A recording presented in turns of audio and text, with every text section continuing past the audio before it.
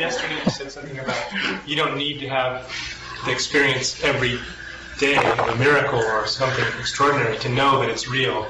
Well, the place where the miraculous is most evident is in falling in love. Falling in love is a really interesting phenomenon. I mean, you can be the guy who marks the tires in the parking lot of the great corporation, and one day you see the daughter of the first, second, and fourth vice president go by, and you fall in love with her. And now watch what happens. Mountains are moved, coincidences occur, appointments canceled, deaths if necessary, in order to bring you together. And then you get married and are unhappily spend the rest of your life with this woman. But in the process of getting together, almost everybody experiences magic. It's almost as though the universal zeitgeist, what it's really interested in is gene matching. It's really interested in who gets horizontal with who with consequence, because that's obviously how it steers and sculpts the historical animal. It understands that the pigments of this oil painting are genes, and that the landscape is being painted with in a genetic medium. So yeah, it's very interesting. Yeah. Well, on a personal role, what's your view and feeling about monogamous marriage? Oh my God. What a subject. Monogamy. I think on the CD released with Space-Time Continuum, I say the three enemies of the people are monotony, hegemony, monogamy. I didn't like that. No, well, I changed it to monotheism later. I'm conflicted about this because I don't think people were monogamous before the invention of agriculture.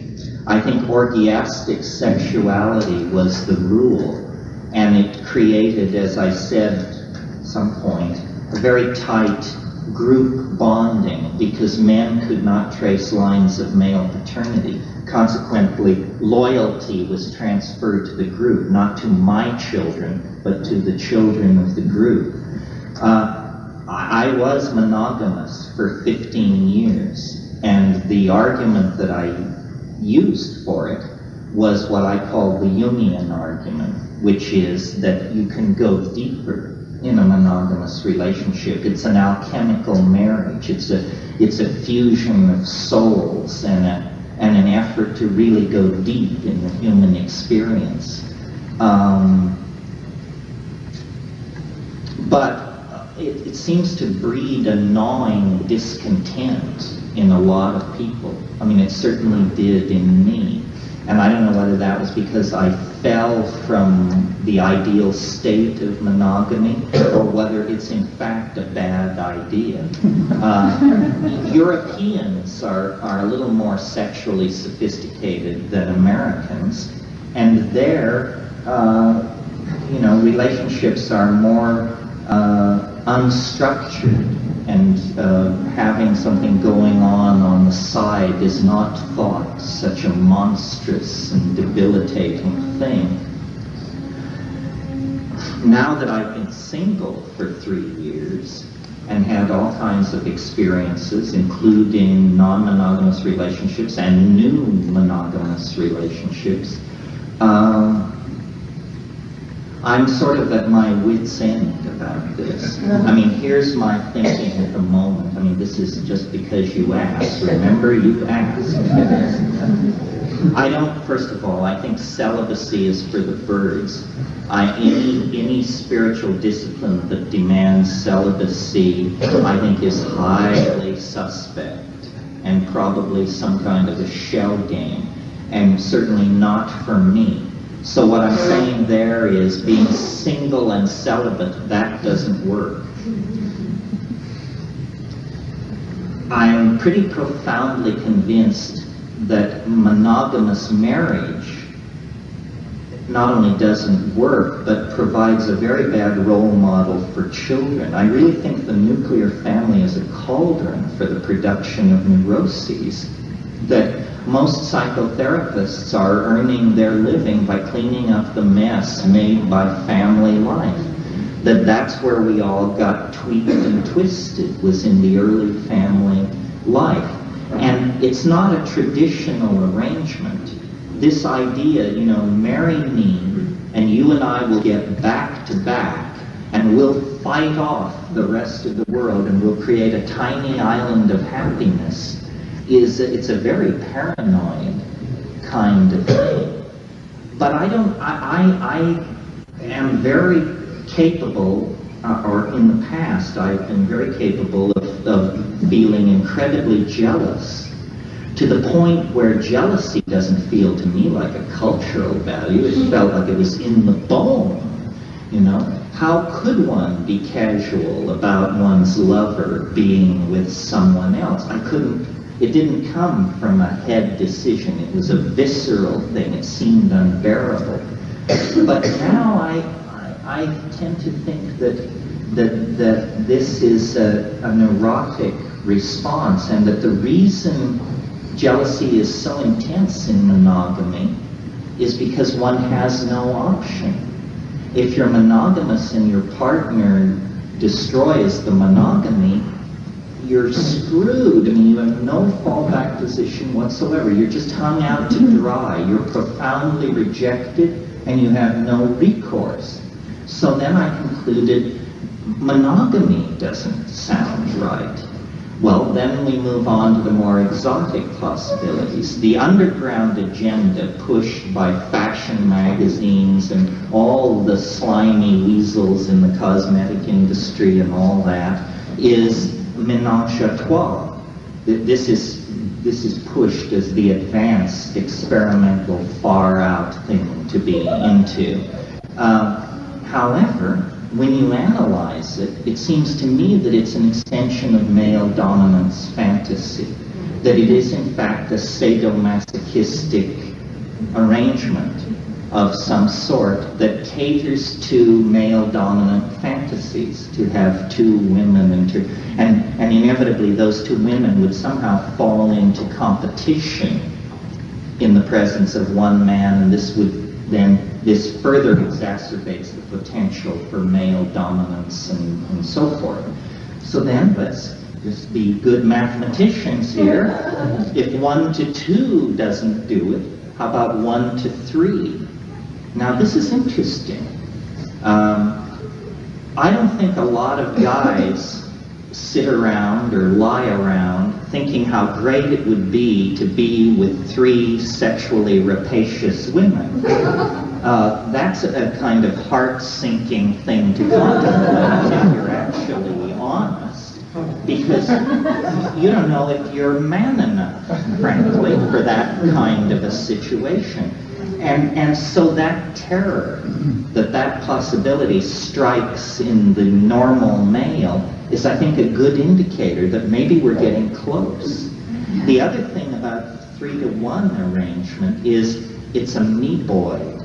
It's amorphous. It's very hard for anyone to control something like that because there are so many data points in the field, so many potential liaisons, so many potential deals that can be cut, that I think it's shifting, exciting, changing, unpredictable, like that. I have to tell you, I haven't tried this. I'm just a mathematician with a penchant for imagery.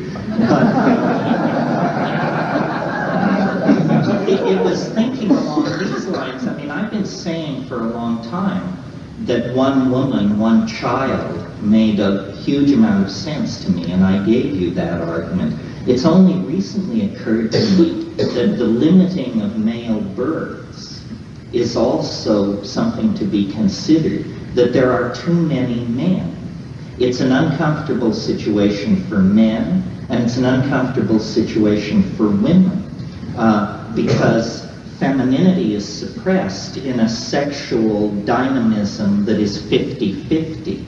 Also, higher mammals rarely occur in a 50-50 sexual display. If we were elk, there would be many more females than males. And the well-known fragileness of male infants causes me to suspect that in the absence of male-dominator values and modern medical procedures, I'll bet the natural ratio of the sexes is closer to 2 to 1 than 1 to 1.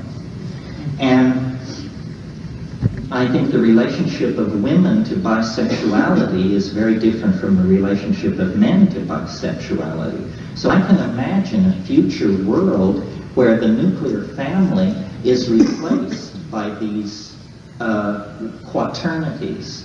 3 women, 1 man, and the children of women. Women are enslaved by men, keeping them functioning in their maternal role. So I don't have answers here, but I do think we need answers and that we need to think about this. And monogamy as an ideal, I feel the force of that. That wouldn't it be wonderful to have a soulmate that would follow you through life until eventually you were 2 white heads on a single pillow. But the one thing I've learned from psychedelics, and it's a hard truth, but it's a true truth, is nothing in this universe lasts. Nothing lasts. The last dance you dance, you do alone. Rome fell, and this will go too. Your enemies will turn to compost, your fortune will be dissipated, your friends will fall away, and eventually you yourself will cease to be. Nothing lasts. So, in a way, I'm conflicted about this, but I really believe that we should all take complete responsibility for ourselves. I remember when I separated from my wife, and this was a revelation to me, when I separated from my wife and decided to live alone, I went out to get an apartment. So I interviewed for an apartment that I liked, and this guy seemed to like me. So we sat down across from each other to fill out a piece of paper, and he said, and I had told him I'd lived in this area for 13 years, which was true. And he said, what's the name of your bank? And I said, it's the one in town with the time flasher on it. He said, you told me you lived here 13 years and you don't know the name of your bank? And I said, well, my wife did the bank here. I've actually never been inside my bank. And then I realized, my God, I'm not capable of going to the store by myself. I'm completely infantilized. I allowed somebody else to take over so many of the ordinary functions of my life that I'm like a maladaptive person. I'm like a street person or something.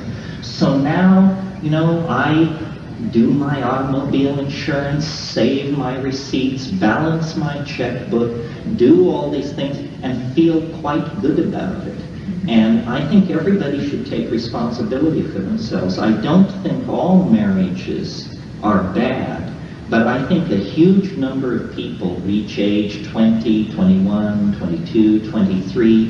They're sailing across the Golden Gate Bridge toward authentic adulthood, but suddenly there's this sign, last exit before adulthood. Get married to someone as lame as you are, and maybe the 2 of you can add up to one whole person and function in society. So I think it's a good exercise to take responsibility for yourself, but I do not have the answer to this man-woman thing. I don't think anybody does, I love women, and I can imagine falling in love with a woman who, if she asked for monogamy, I would probably give it, but with misgivings, because And you know, jealousy is not a pretty emotion. Do we want to make room for it? Are we so afraid of it that we want to honor it by creating relationships that are based on the fear of it? Or do we want to somehow... It's a thing of ego. It is a thing of ego. I mean, for me to believe that I can be all men to a woman is an incredible ego trip. For a woman to expect that she is all things to a man is a similar kind of ego trip. And but it's very hard. I mean, it's easy to talk theory here. It's very hard to actually take three distinct human personalities with different histories and different agendas and throw them in a sack together and have it work. I don't know what to do about this, but I'm grappling with it, as I'm sure all of you are. We shouldn't be so discontent. We shouldn't be so unhappy. And somehow, again, I think the psychedelics point the way toward this. They seem to inspire a generosity and a lack of fear and an openness that shows the way toward an authentic sexuality that isn't based on possession and control. And that's really what we want. Thank you. Yeah, thank you for asking. Yeah. Yeah. Also, true hallucinations, you spoke of fluids, sweat. Can you talk Yeah, now about we're the getting magic down of that? to it, aren't we? Yes. Well, there is this rumor or this legend or whatever you want to call it in the Amazon that these ayahuasqueros produce a magical liquid or a magical, God forbid, phlegm. Something that they either cough up or that appears on the surface of their skin that is not strictly matter and not strictly mind, but a kind of alchemical dispensation from the limitations of both, something which is both matter and mind, and that this transdimensional, translinguistic goo is the glue of Amazonian magic, and that, you know, when you spit it into a bowl and spread it out, you can see the past and the future in this stuff. I think I said this morning that the soul is an invisible organ that we can't see. Well, it's almost as though, under the influence of these hallucinogens, the soul becomes a kind of ectoplasmic jello that you can actually expel from your body and hold in your hands and look at. But soul, its ontological status is neither that of mind nor matter. It rests in some intermediate zone. Well, if you say this to a straight scientist, they just check you into the back ward of a state mental hospital. I mean, this is the ravings of a diseased intellect, as far as they're concerned. But the success of shamanic magic and the persistence of these motifs, probably since the late Stone Age, suggests that there's a lot going on that we don't understand. I think human physiology is a great and mysterious frontier. Human sexuality is a great and mysterious frontier that is related to psychedelics in some way. I mean, think about it. The orgasm is not necessary. Many animals don't experience orgasm. Many animals don't even experience physical proximity in the act of procreation. You know, there are fish where the female lays the egg and the male swims past and ejaculates into the water, and that's sex for those folks. The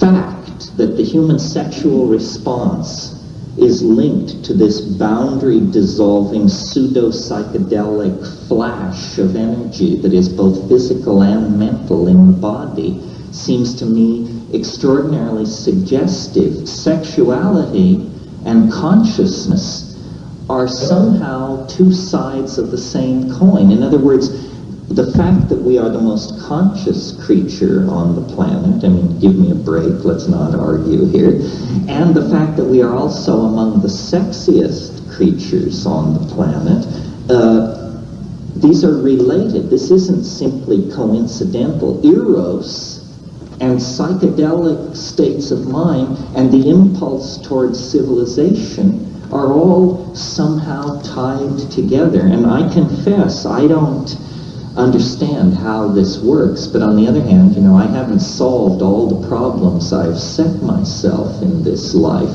This thing about the relationship of sex to the psychedelic experience is extraordinarily challenging. It's not clear what it means exactly, but you know, the sexual response is linked in our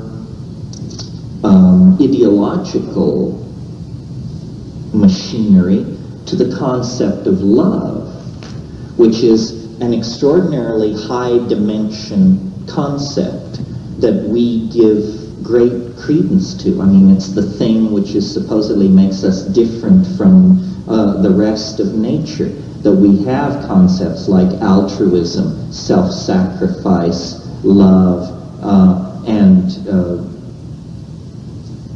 you know, placing ourselves at the disposal of other members of our species. All of this is a complex that I think points toward our future development.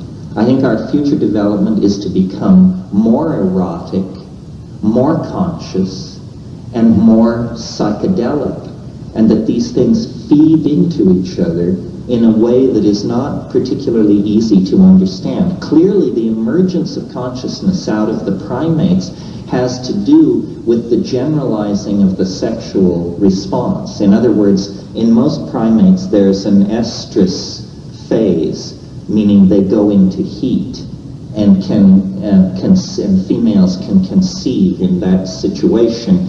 But then the rest of the time, there's no interest in sex. It falls away. It's all hormonally regulated and driven. We are the only primate that maintains an interest in sexuality year-round.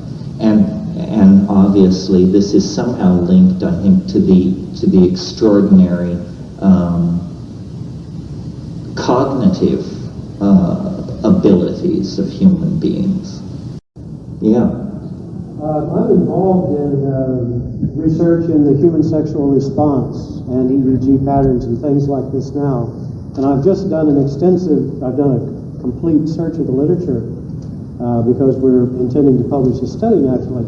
And I've been astounded at the lack of material in the area of human sexuality, physiology and human sexuality. And I'm wondering if you see analogs and corollaries between our response to human sexuality, or lack of response, and the response to hallucinogens. Oh, yeah. I mean, if sex could be made illegal, it would be. If they could find a way to tear it out of your grasp, they would. I mean, you know, it has not been that long ago since the Catholic Church urged people to undress in darkness so that their bodies would not be an occasion for sinful thoughts. The same anxiety that attends the hallucinogens attends sex, except that they can't figure out a way to separate it from the human experience. So they fence it in with, you know, ideas like marriage, monogamy, so forth and so on. They can't get rid of it, so they try to diminish its role. You know, the French call orgasm the little death. That's a clear indicator of the kind of anxiety that the dominator mentality brings to even the most pleasurable of human activities. It's felt to be threatening. The whole way in which male dominator psychology relates to women is women are a strange combination of attractive and repellent, because the physiological response is to push you toward having sex. But if that impulse is carried to its completion, there will be this moment of loss of control. There will be, if it works, this moment of necessary surrender and boundary dissolution, and you know, the dominator's psyche, male or female, is very anxious about that. And the number of people in our society who find it difficult to achieve orgasm, I think, is because our society has placed an enormous premium on never losing control, you know? I'm amazed how rarely you hear people making love. I mean, look at how closely packed we are.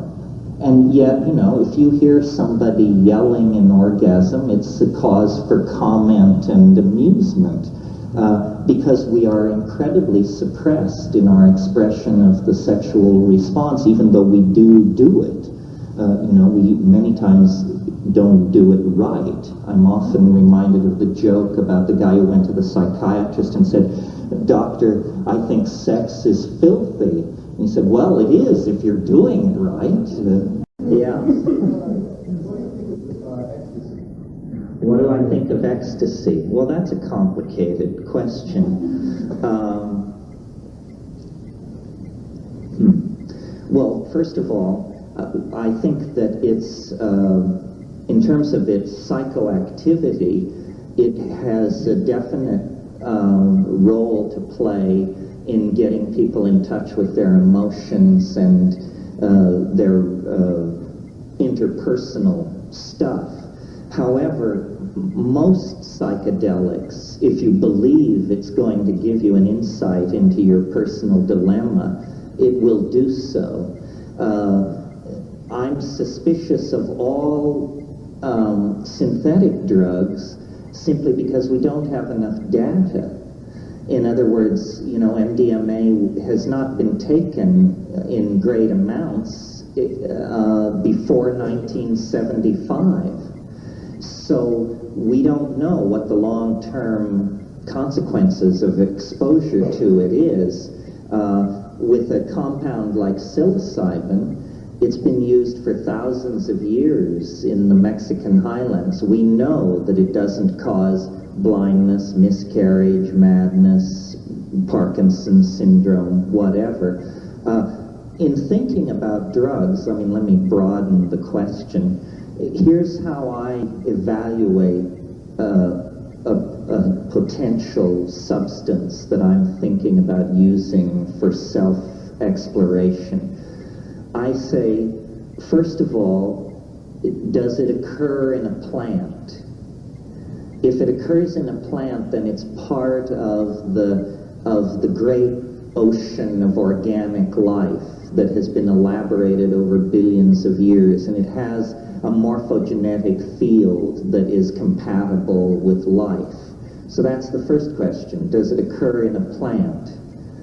But of course, you know, you can kill yourself with plants, no question about it. Strychnos nox vomica, Amanita phalloides, henbane, no problem to kill yourself with plants.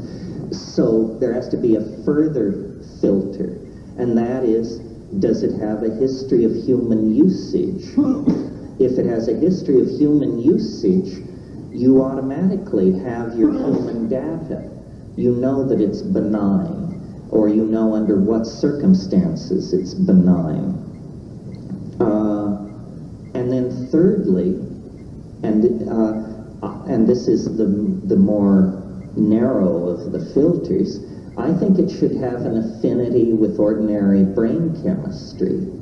We don't want to insult the physical brain any more than you want to hit your thumb with a hammer.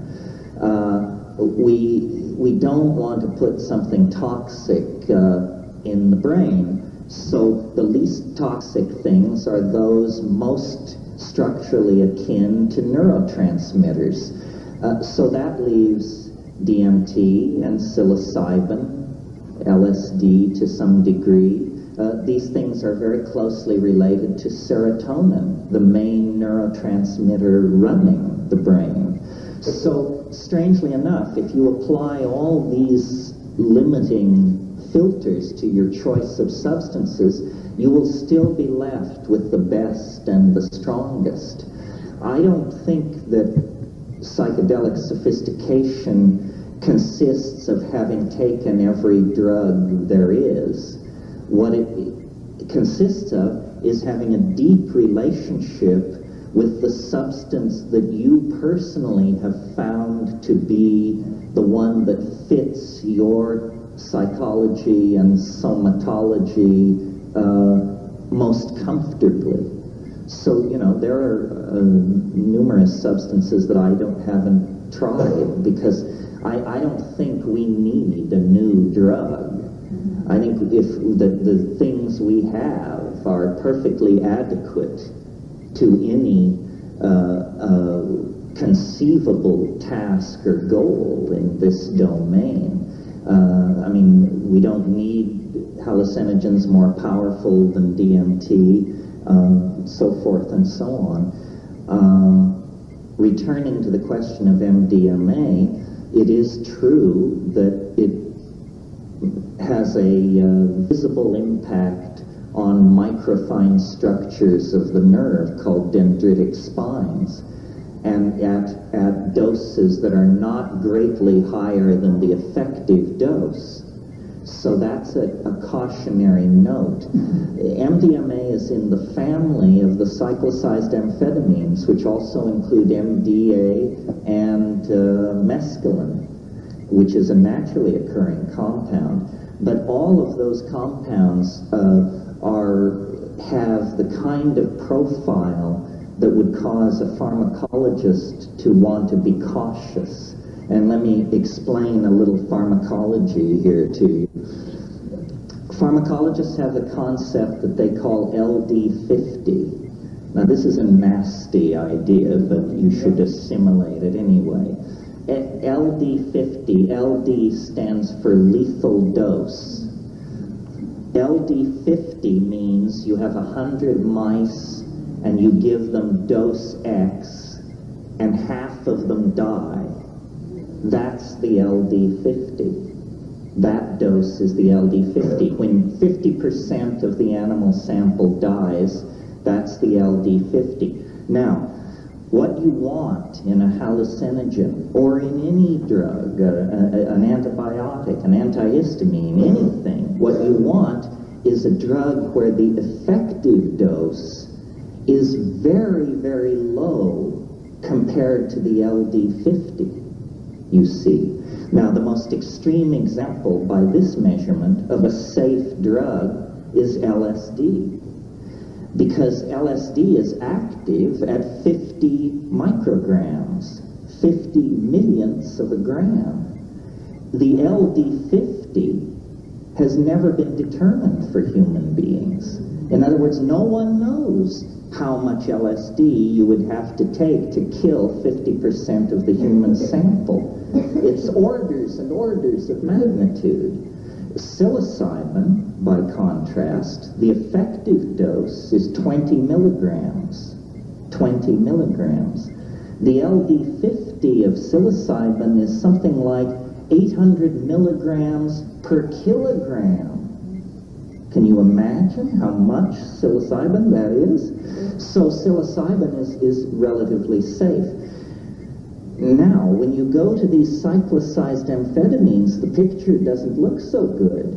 The LD50 for mescaline is only 20 times the effective dose. This is an indication at least that you should slow down and consider what's going on. So I favor drugs with low LD50s. The LD50, high differentials. The LD50 for DMT is not known. Simply not known. Yeah, it's never been determined. And must be enormously high because it's a neurotransmitter, you know. For MDMA, it's again in the range of 20 times the effective dose. It may be lower. I mean, and it is true, as I mentioned, that these things called dendritic spines are sheared off, are ablated by MDMA. Now, you can take two positions on this. The conservative position says, well, my God, from one dose to another, you can see that this stuff is impacting the physical brain. Therefore, it shouldn't be taken. The less conservative position builds its case on the fact that, yes, but no behavioral consequences seem to flow from this ablation of the dendritic spines. In other words, there's no argument that it occurs, but the test animals do not display any symptom of impairment, nor do human subjects who have later been shown to have experienced this ablative phenomenon. So it's something where you must inform yourself and then make the decision. Personally, I don't think that MDMA does anything that other compounds with better profiles can't do with nearly equal ease. I don't see it as providing a unique pharmacological function. And I'm not saying this as a put-down of MDMA, but throughout this century, the introduction of every new psychoactive drug has been accompanied by the hype that it was a love drug. And it came in different forms, you know. LSD was a love drug. Marijuana, when it hit white people, was presented as an aphrodisiac. Psilocybin, presented as a love drug. Even cocaine is said to increase sexual prowess and so forth. So it's a marketing strategy, I think. I think MDMA is very effective in the hands of a therapist with somebody with a problem, but as a lifestyle, I think psychedelic people would quickly grow quite bored with that. Ralph earlier mentioned love. Generally speaking, love is a boundary dissolving enterprise. So I think each of us, the three of us, all of you, in our way, should find ways to express love. And it's not treacly, it's not woo-woo, it's a very practical matter that has thousands of expressions. As long as we believe in mind and matter, rich and poor, living and dead, aboriginal and advanced, black and white, man and woman, then we're inevitably going to carry on a dualistic analysis of our dilemma, and we're going to produce incomplete agendas and answers.